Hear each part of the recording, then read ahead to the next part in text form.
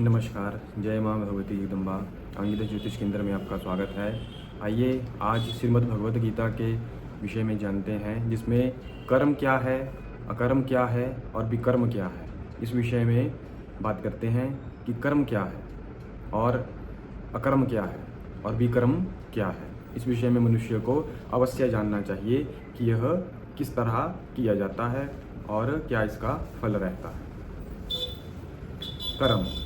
कर्म और अकर्म यह दो मनुष्य के जीवन के पहलू हैं।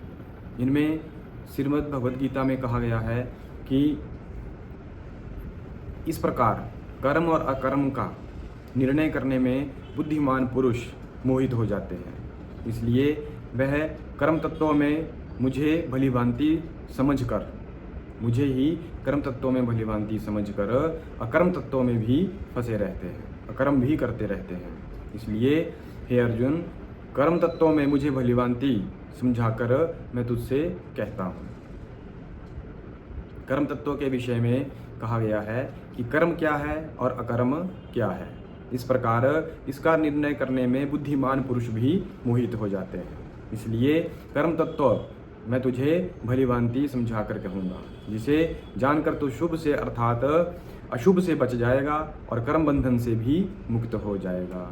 सब मनुष्यों के लिए भगवान श्री कृष्ण ने गीता में यह उपदेश किया है कि कर्म बंधन से मनुष्य को कैसे छूटना है। कर्म का स्वरूप भी जानना चाहिए और अकर्म का स्वरूप भी जानना चाहिए तथा विकर्म का स्वरूप भी जानना चाहिए, क्योंकि कर्म की गति गहन है।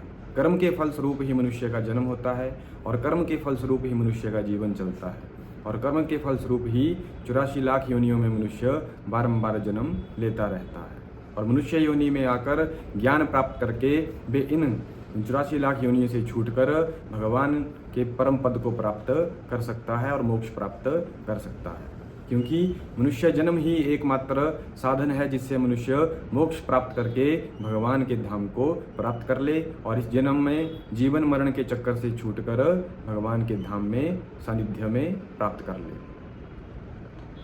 जो मनुष्य कर्म में अकर्म को देखते हैं और अकर्म में कर्म को देखते हैं, कर्म में अकर्म को देखते हैं और अकर्म में कर्म को देखते हैं, वह मनुष्यों में बुद्धिमान और श्रेष्ठ हैं और वह योगी समस्त कर्मों को करने वाले हैं। जिनके संपूर्ण शास्त्र सम्मत कर्म बिना कामना और संकल्प के होते हैं तथा जिसके समस्त कर्म ज्ञान रूप अग्नि के द्वारा भस्म हो गए हैं, उस महापुरुष को ज्ञानी जन भी पंडित कहते हैं। जो पुरुष समस्त कर्मों में और उनके फल में आसक्ति का सर्वथा त्याग करके संसार के आश्रय से रहित हो गया है और परमात्मा में नित्य तृप्त है और वह कर्मों में भलीभांति बरतता हुआ भी वास्तव में कुछ भी नहीं करता, ऐसा जो मनुष्य है वह कर्म फल से छूट जाता है, कर्म बंधन से छूट जाता है। जिसकी बुद्धि निरंतर परमात्मा में लगी रहती है तो वह कर्म को करते हुए भी उस कर्म को नहीं करता। जिसका अंतःकरण और इंद्रियों से सहित शरीर जीता हुआ है, जिसने अपनी अंतःकरण की इंद्रियों को 5 ज्ञान इंद्रियां, 5 कर्म इंद्रियां और उनके स्वामी मन, इसको अगर जीत लिया है तो मनुष्य कर्म के बंधन से छूट सकता है। और जिसने समस्त भोगों की सामग्री का परित्याग कर दिया है, ऐसा आशा रहित पुरुष केवल शरीर संबंधी कर्म करता हुआ भी पापों को नहीं प्राप्त होता, क्योंकि मनुष्य के शरीर से अज्ञानवश कई सारे पाप हो जाते हैं। अगर वो निरंतर भगवान की भक्ति करते हैं, भगवान के चरणारविंदों में ध्यान लगाते हैं, तो वे इस कर्म और अकर्म के फल से छूट जाते हैं।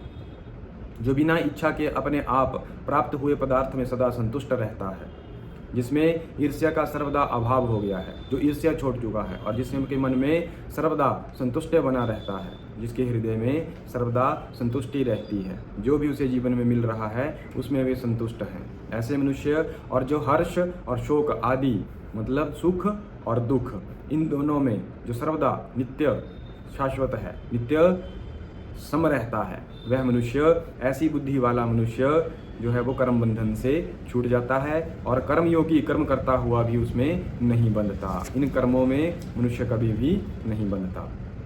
जिनकी आसक्ति सर्वदा नष्ट हो चुकी है, किसी भी वस्तु में मनुष्य की कोई आसक्ति नहीं।